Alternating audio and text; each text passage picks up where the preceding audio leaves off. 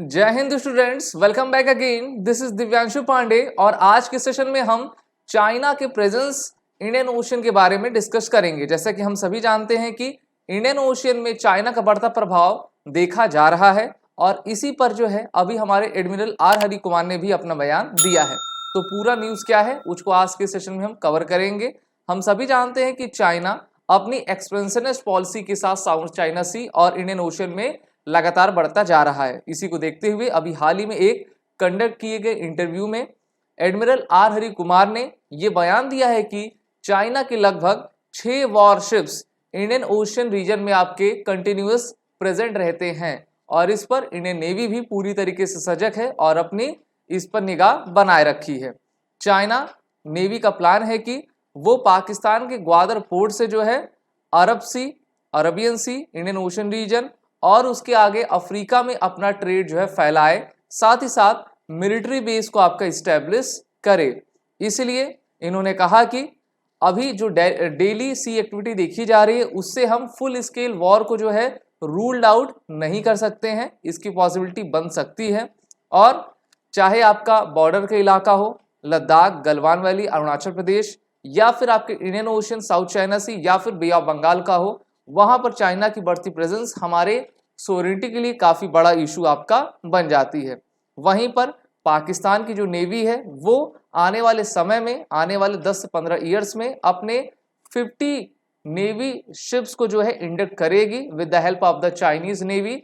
और पिछले डिकेड से देखें तो इस डिकेड में जो है चाइना जो है पाकिस्तान नेवी को सबसे ज्यादा फंड भी कर रहा है और उनको आगे आने के लिए प्रेरित कर रहा है।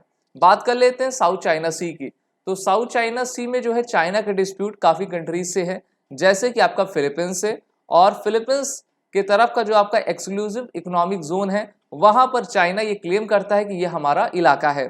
चाइना इन सभी इलाकों पर एक तरीके का मिनी सिटी रनवे आपका बना रहा है, जहां पर air strip, surface to surface air missiles आपके लगाए गए हैं। और चाइना का जो डिस्प्यूट है साउथ चाइना सी में वो Brunei, Taiwan, Philippines, Vietnam, Malaysia और इंडोनेशिया जैसे देशों के साथ हैं। साउथ चाइना सी में अगर आप देखोगे तो मेन आपको 3 आइलैंड्स मिलेंगे जहां पर ये डिस्प्यूट चल रहा है। पहला आपका पार्सल आइलैंड, यहाँ पर आप इसको देख पा रहे हो, ओके। और इस मैप पे यहाँ पे पार्सल आइलैंड आपका साउथ चाइना सी में आता है, जिसको क्लेम करता है चाइना, ताइवान और आपका वियतनाम। वहीं पे स्पार्टली आइलैंड है, यहाँ पर आप इसकी फोटो देख पाओगे और ये लोकेशन स्पार्टली आइलैंड का फिलीपींस की तरफ। तो इसमें China, Taiwan, Malaysia, Brunei, Vietnam और फिलीपींस का जो है क्लेम रहता है। वहीं पर स्कारबोरो शोल आइलैंड है जो कि फिलीपींस, चाइना और ताइवान के बीच में आपका मुद्दा बना हुआ है। इसकी लोकेशन आपकी यहाँ पर फिलीपींस के पास में है। तो चाइना तो कहता है कि पूरा का पूरा साउथ चाइना सी हमारा है और इसलिए ये मामला 2016 में इंटरनेशनल कोर्ट ऑफ जस्टिस जो कि नीदरलैंड द हेग में है वहां पर ये गया था और उन्होंने चाइना के जो एक्सपेंशनिस्ट पॉलिसी है उसको रिजेक्ट किया और कहा कि जो आपका सी लॉ कन्वेंशन है उसी के आधार पर सभी देशों को आगे बढ़ना पड़ेगा, उसको फॉलो करना पड़ेगा। लेकिन चाइना ने जो इंटरनेशनल कोर्ट ऑफ जस्टिस थी उसकी रूलिंग को जो है नजरअंदाज कर दिया और कहा कि जो हम क्लेम करते हैं उसी पर हम अड़े रहेंगे। भारत की बात कर लें, भारत का स्टैंड साउथ चाइना सी पे क्या है?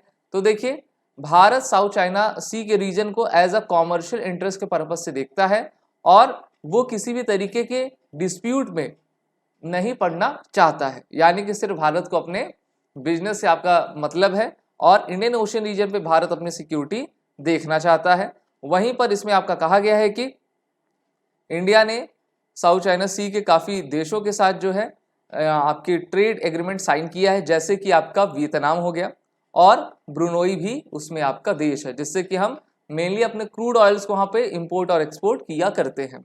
अब आते हैं चाइनीज नेवी का एक प्रेजेंस बे ऑफ बंगाल की तरफ भी देखा जा रहा है। बे ऑफ बंगाल जो कि विश्व का सबसे बड़ी खाड़ी है ना, यहाँ पर गंगा ब्रह्मपुत्र डेल्टा भी आपका बनता है जो कि विश्व का सबसे बड़ा आपका डेल्टा है। और इस रीजन से डिप्लोमेटिक, इकोनॉमिक और सिक्योरिटी इंपॉर्टेंस सभी देशों को आपका अट्रैक्ट करता है, क्योंकि चाहे आपका चाइना हो, जापान हो, भारत हो, अमेरिका हो या फिर रशिया हो, यहाँ पर उनका जो है आना जाना लगा रहता है। इंडियन ओशन रीजन पे जो है भारतीय नौसेना के लिए सबसे इंपॉर्टेंट है, क्योंकि आप इस पूरे नीचे के इलाके को जब देखते हो तो ये पूरा आपका इंडियन ओशन आता है। यहाँ पर आपका श्रीलंका है और यहाँ पर आपका मालदीव्स है, जहाँ से हमारी इंडियन नेवी अब ऑपरेट करती है और इस पूरे रीजन की आपकी सिक्योरिटी संभाला करती है। वहीं बात कर लेते हैं मलक्का स्ट्रेट की, तो मलक्का स्ट्रेट आप देख लीजिए इंडोनेशिया मलेशिया के पास है, जहाँ से चाइनीज नेवल की आपकी ट्रेड जाया करती है। चाइना की इस पैसेज से टोटल 80% इनका ट्रेड रूट है और इसलिए ये स्ट्रेटेजिक पॉइंट चाइना के लिए काफ़ी अहम बन जाता है। आपको याद होगा 2017 में जब डोकलाम इशू हुआ था तो यहाँ पर इंडियन नेवी आपकी डिप्लॉय हो गई थी और उन्होंने चाइनीज नेवी का रास्ता पूरी तरीके से रोक दिया था। तो हम कह सकते हैं कि एक तो आपका इंडियन ओशन हो गया, दूसरा फ्रंट आपका बे ऑफ बंगाल और तीसरा अरबियन सी। तो ये तीन ऐसे रीजन्स हैं जहाँ पर भारत को अपनी सिक्योरिटी देखनी है और भी मजबूत करनी है। हमारे पास 2 एयरक्राफ्ट कैरियर हैं, एक का नाम आईएनएस विक्रमादित्य, दूसरे का भारत का इंडिजीनियस मेड आईएनएस विक्रांत, जो कि भारतीय नौसेना की सिक्योरिटी के लिए हमारे सरहदों पर आपका तैनात है।